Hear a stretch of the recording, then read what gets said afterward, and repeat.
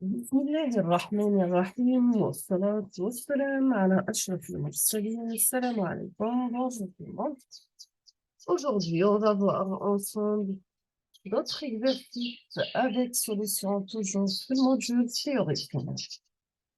On va commencer par cet exercice. Donc, dans cet exercice, on vous demande quelle est l'expression correspondante de ce signal. Quelle est l'expression correspondante de ce signal? Deuxièmement, quelle est la fréquence de ce signal? Quelle est l'expression correspondante de ce signal? Et quelle est la fréquence de ce signal? Et tracer ce signal S de t moins 0,5 millisecondes et S de t plus 0,5 millisecondes. Donc, S de t, c'est un signal sinusoïdal d'amplitude crête à crête égale à 6 volts, de période t égale à 1 milliseconde. Pardon, donc, vous avez que la valeur maximale égale à 6 divisé par 2, donc on obtient 3 volts, parce que ici nous avons la valeur crête à crête qui est égale à 6. La valeur maximale, ça sera 6 sur 2. On passe la période, donc vous avez t égale à 1 milliseconde, donc ça sera 10 moins 3 secondes. Si on veut calculer la fréquence, c'est l'inverse de la période, donc c'est 10,3 Hz, c'est 1 kHz. Donc, on peut mettre notre signal S de t égale à 3 plus 3 sinus de pi f t. Si on va remplacer t par 0, on aura 3 plus 3 par 0, c'est 0. Donc, on commence notre signal à 3. Donc, l'expression correspondante de ce signal, c'est bien sûr, c'est S de t égale à 3 plus 3 sinus de 10 d'ordre 3 par P par T. Deuxième question, c'est bien sûr quelle est la fréquence de ce signal. Donc, on a dit que la fréquence, c'est l'inverse de la période, qui est égale à 10 d'ordre 3 Hz, ou bien c'est 1 kHz. On passe la question pour le traçage des deux signaux. Vous avez S1 qui est notre signal, mais cette fois-ci avec plus 0,5 millisecondes. Donc, voici le schéma correspondant pour ce signal en avance. Et ce signal en retard, donc vous avez S2 de t moins 0,5 millisecondes. Donc, vous aurez la forme suivante de notre signal. Donc, elle est centrée 0 toujours. Là, la période, elle est entre moins 0,5 et plus 0,5. Et si la période, elle est entre 0,5 et 1,5 et 1 milliseconde, pardon. On passe à notre exercice. Dans cet exercice, on vous demande quelle est l'expression de ce signal. Quelle est l'expression de ce signal? Et deuxièmement, quelle est la fréquence de ce signal?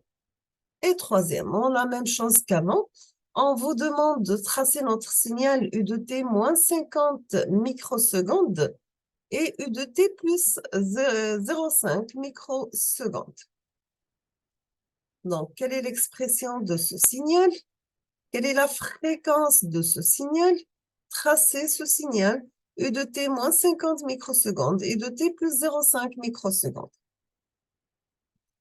On va commencer par l'expression de notre signal. Donc, vous avez S de t qui est égal à U divisé par 2, parce que la même chose qu'avant. Donc, ici, nous avons 6 divisé par 2, c'est 3. Donc, ici, on ne connaît pas la valeur exacte de U, donc c'est U max.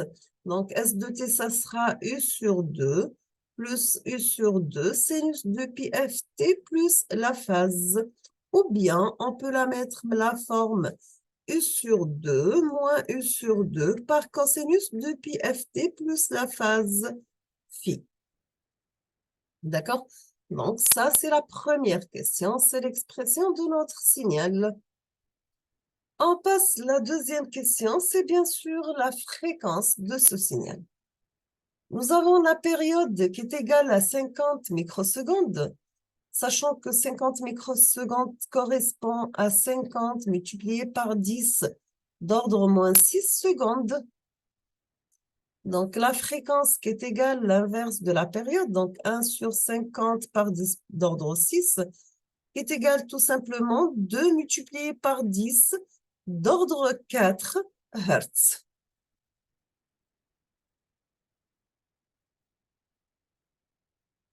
Pardon, on passe au traçage de signaux. Vous avez eu un de t moins 50 microsecondes. Donc, voici la représentation de notre signal en retard.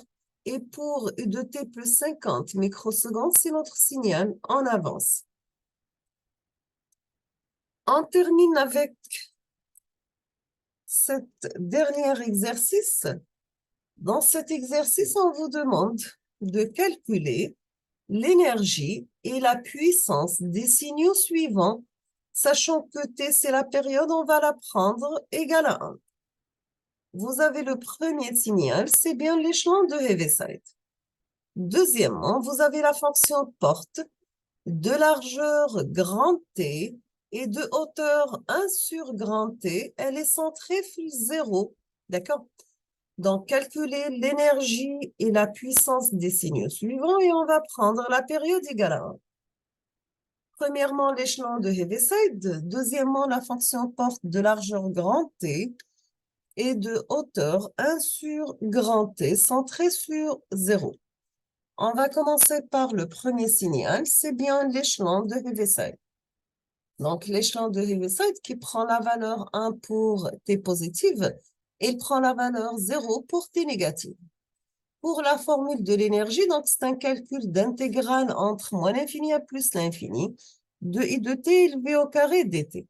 Donc, c'est l'intégrale de 0 à plus l'infini de 1 carré dt. Donc, c'est l'intégrale de dt, ct entre 0 plus l'infini. On aura l'énergie, elle est infinie. Toujours l'unité, tu as l'énergie, c'est en joules et la puissance en watts.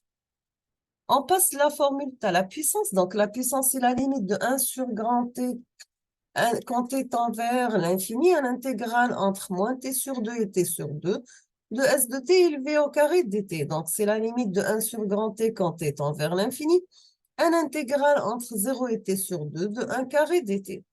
Donc, c'est la limite de 1 sur grand t quand t tend vers l'infini de t entre 0 et t sur 2.